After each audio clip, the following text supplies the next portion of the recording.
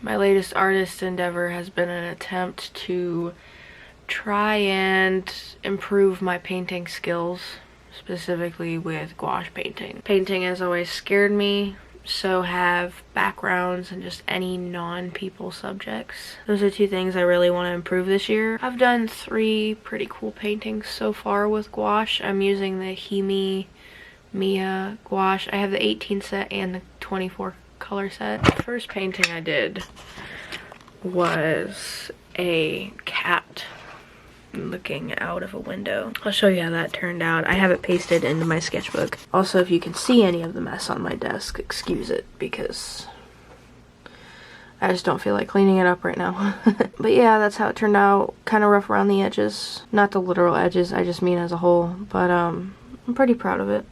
Proud of how it turned out. My second one I have taped to the back of this page, and I did this self-portrait in ways. I did reference my own body. I was feeling particularly low about myself and my self-image. I just wanted a way to kind of embrace the flaws that I have rather than focus on the fact that they aren't the conventional beauty standard. I feel like a lot of insecurities with my body come from the fact that there's many women, especially many moms, who have bodies like me, because I've had kids, and you know, they say like, this is my mom bod and shit, like I've earned these stripes bringing more life into the world, stuff like that. I guess what brings me down about a lot of that stuff is I've had a lot of my stretch marks since I was probably 10 years old. From the time I was in 4th grade to the time I was entering junior high and ending 5th grade, I shot up and I was 5'7" by the age of 11. Not only that, I was always bigger, not just in height, but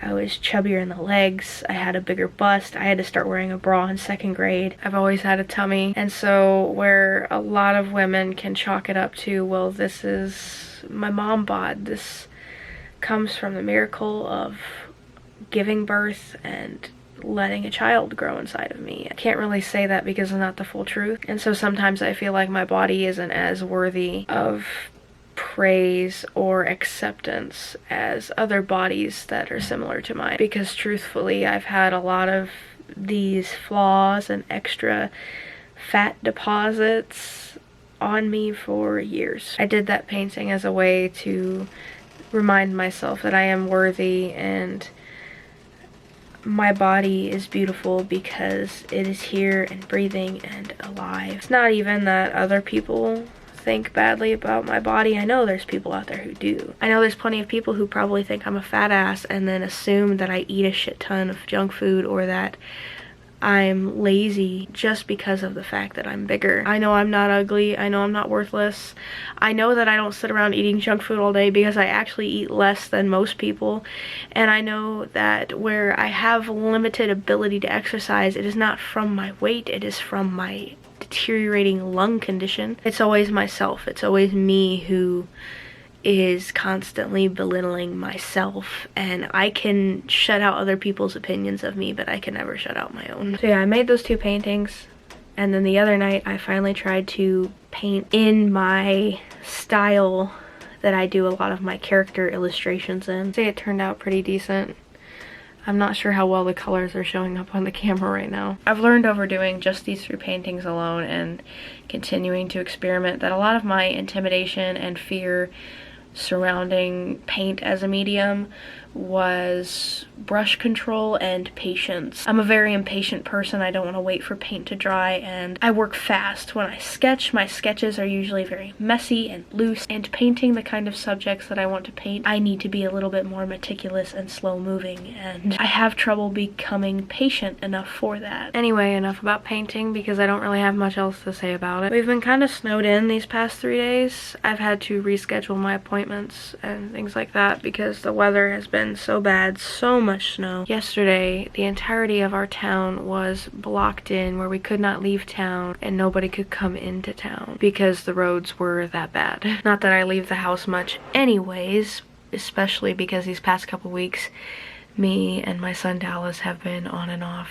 very sick, just back and forth. But with the weather being so crummy as to where I literally don't even have the option to leave even if I wanted to, I have been trying to catch up on some of the housework that I haven't been able to do or gotten behind on because I've been sick on and off. And I've also been just trying to move a little bit slower and pull myself out of the depressive episode I've been in by reminding myself the best things do not come in an instant. I've been getting so aggravated and anxious and stressed and just generally sad and down because there's all these things that I'm working toward as a person, as a parent, all these things that I'm working toward with Chris, toward our family, our relationship. And like I said, I'm not a patient person. I get caught up in the fact that I'm not seeing results right now. That demotivates me from continuing, and I'm trying to break that mindset because the minute I break from my efforts, that adds even more time to me being able to see the tangible and good outcomes and results that I am waiting so desperately for. Whether it's waiting on money, waiting on a new dose of medications to kick in, waiting on my skills to be at the level I want them to be, like with these paintings. I'm having a lot of trouble being patient with myself and being patient with the world, and it's really brought me down.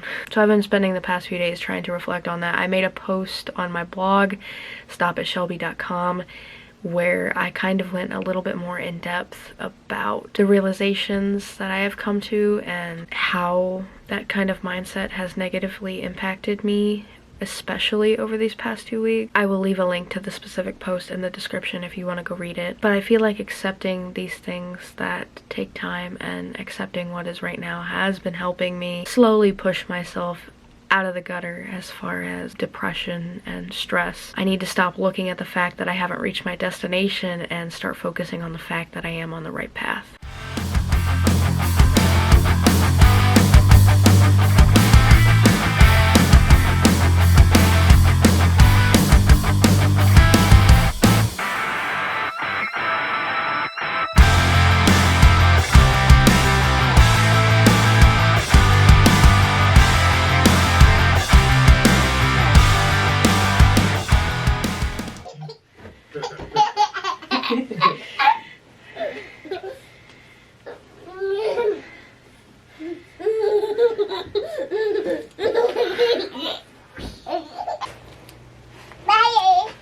Yeah. So I'm trying to detox myself from my phone as much as possible today. Not necessarily completely, but literally limit my usage to maybe checking a couple times a day and relying on other forms of communication when possible. The bipolar side of my schizoaffective disorder is definitely cyclical. I feel like anywhere from 6 to 8 months, I usually have a really bad episode, and technically episodes because I will go up into really intense mania that will last a couple weeks where I won't sleep at all, or I will only sleep for maybe 30 minutes a night and I won't feel tired in the slightest. I will get everything you could ever imagine me needing or wanting to do done, but following those really intense manic episodes comes a crash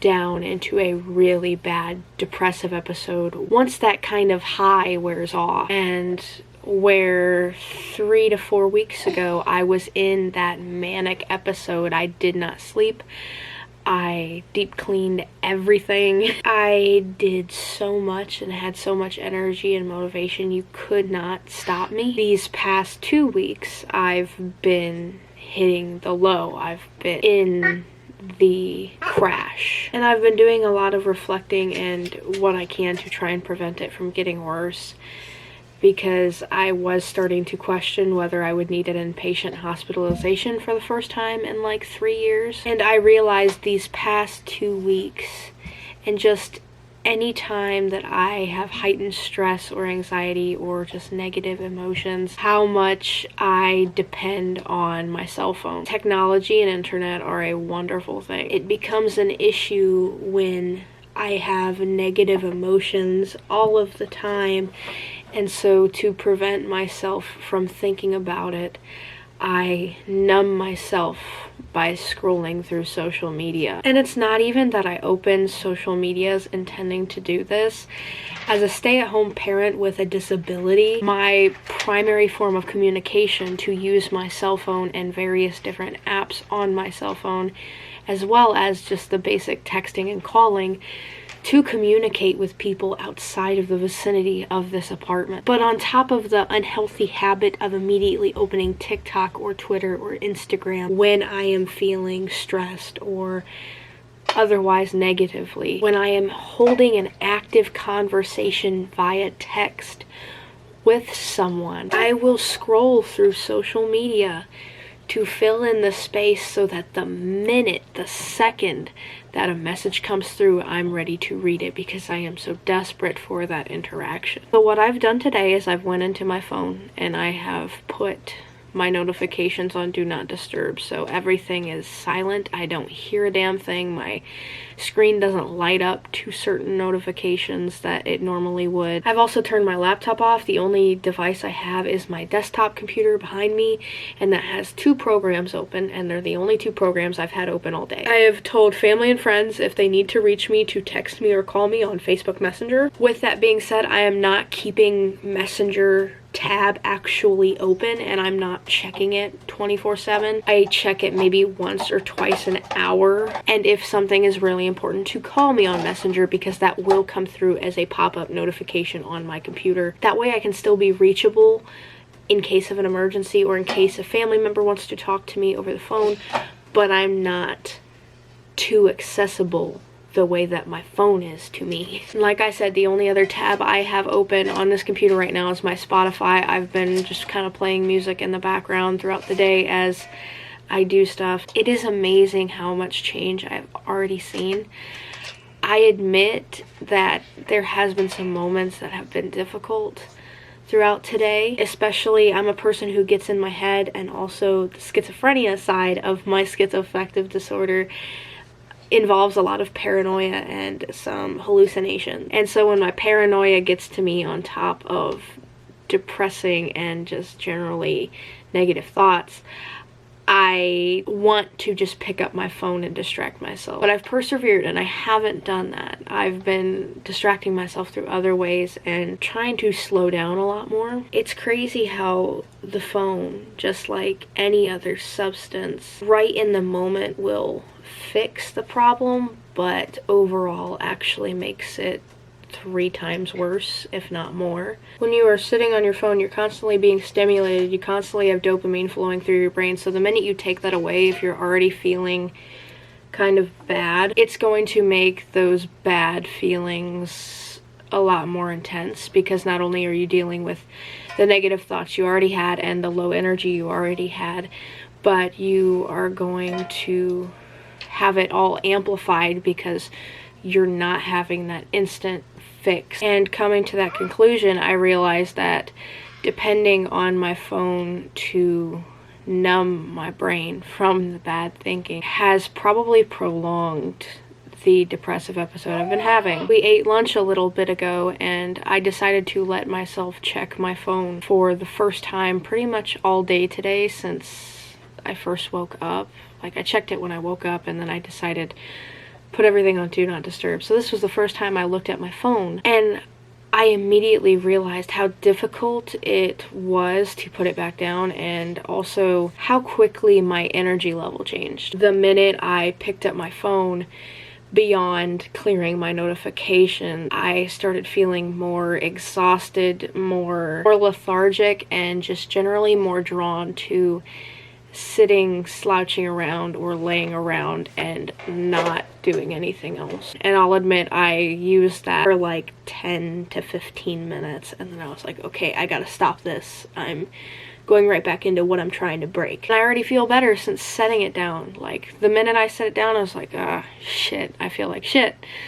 But then within a couple minutes of actually getting up, moving around, and trying to find something else to occupy my time with, I started to feel immediately better.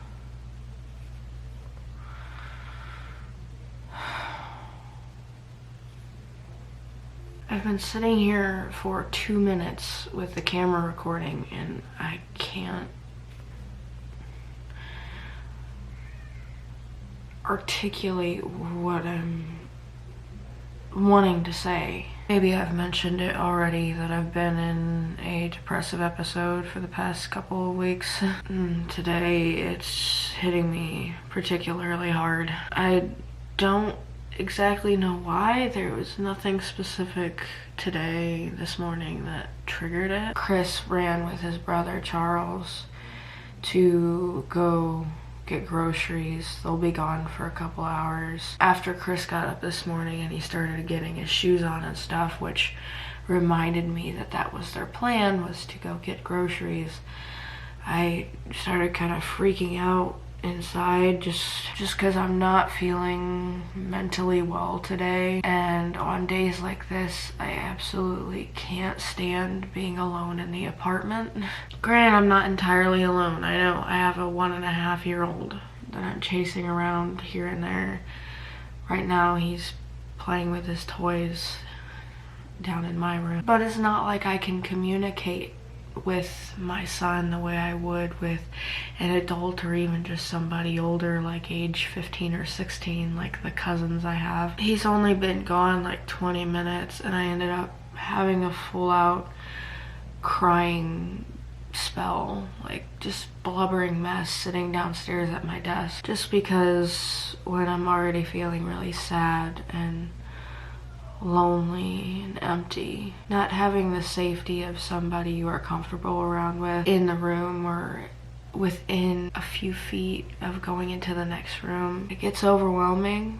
When I get depressed, I feel extremely lonely and isolated, and when I'm alone in the apartment, it feels that much more intense, because unlike where I'm feeling lonely and isolated, but I am in other people's presence who I am comfortable around, like Chris, I am completely alone. Even if I wanted to talk about what I'm thinking, or if I wanted to do the opposite and get my mind off of it, I can't right now, because I am the only one here besides a toddler.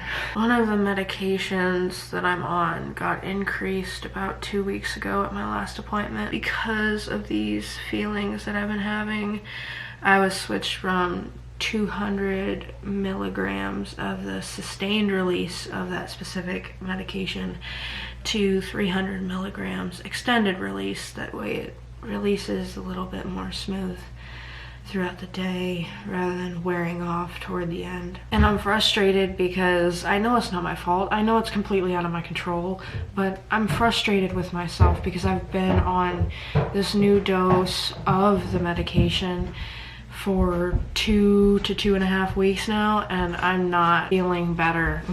Not that medications ever really made me feel better anyway.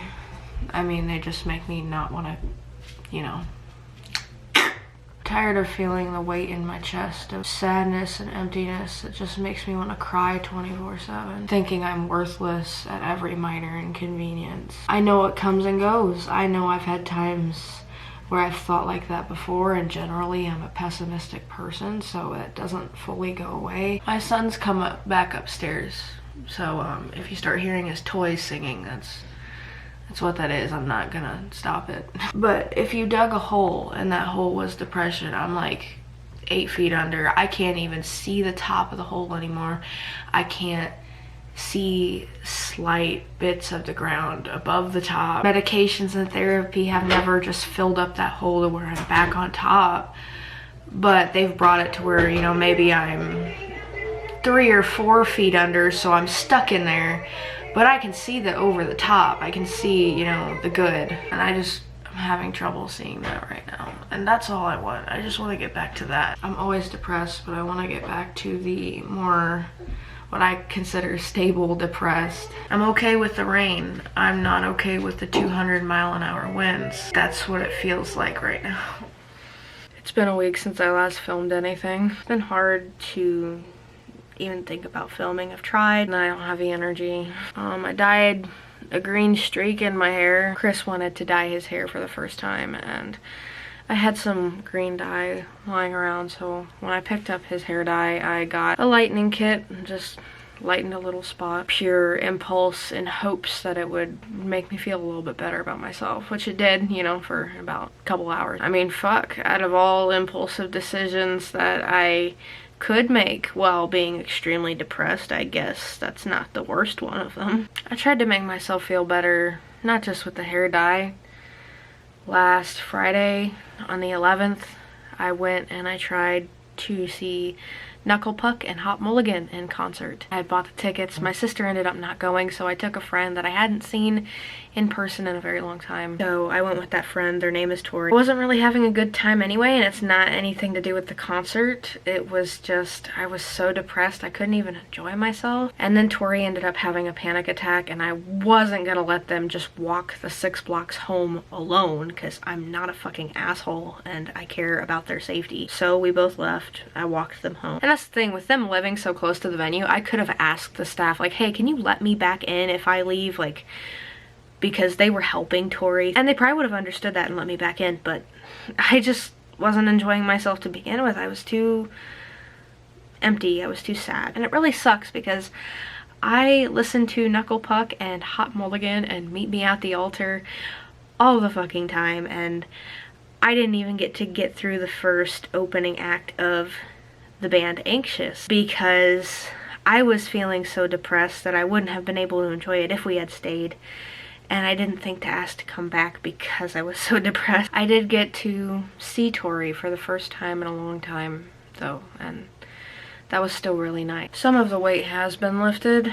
Me and Chris were having a lot of problems too, and it's not something I felt comfortable talking about even in my little video diary log things, because I just don't feel like relationship issues should be publicized. And it wasn't necessarily one specific issue, it was just we've been really snippy and irritable with each other and under a lot of stress, and we've been failing to communicate what's been bothering us to each other. But on Valentine's Day, we started our day with a fight, me crying my eyes out. And even though I shouldn't have, because we don't have a lot of money, I went and got him something small for Valentine's Day. I got him 2 cans of Pringles of this limited edition flavor that he liked. This double feature DVD that I found of Ghost Rider and Hellboy, because I knew he liked those 2 movies and we didn't have them on DVD. Because no matter the arguments we get into, I still love him. He still loves me, and we work through it. We never leave each other's presence without saying I love you, even if we're boiling mad at each other. But when he got home, he actually apologized for some of the things he had said, and we talked through a lot of my worries and his worries. We kind of got to like the root of what's been instigating a lot of this the past couple of weeks to a month. And for the first time in a while, I felt eager to spend time with him, and I felt confident that we were in a good place and that I wasn't gonna wake up the next morning and it was gonna be another argument because one of us was irritated. And it stayed that way. We've been getting up and having coffee like we used to. He has helped me catch up on all of the housework that I've let fall behind between my health, both physical and mental. That way it's not so overwhelming and I can actually stay caught up on it while he's at work. I'm still having a really hard time, but I do feel a little bit more hopeful in general right now. And I think a lot of that comes from not having the stress of where are we standing? Is it gonna be a good day or a bad day? And stuff regarding our relationship. It seemed like every day we were fighting, and fighting over the silliest of things. I hated it, but I didn't know how to solve it. Because every time I tried to talk about it, it would turn into a fight because we'd get defensive, and we weren't telling each other how we really felt. We were being very selfish with our communication and our feelings and not realizing why we ask certain things of the other person in the first place. I'm just trying to focus on those positive things that maybe I can get myself almost out of this hole. I've been showing off my art in this video, making it a life and studio vlog or whatever. Maybe I could show you some things I drew. I haven't really drawn too much in the past week, but today I'll have to cover my hand over the other sketch because it is not YouTube community guidelines friendly, but I did this. It's not perfect.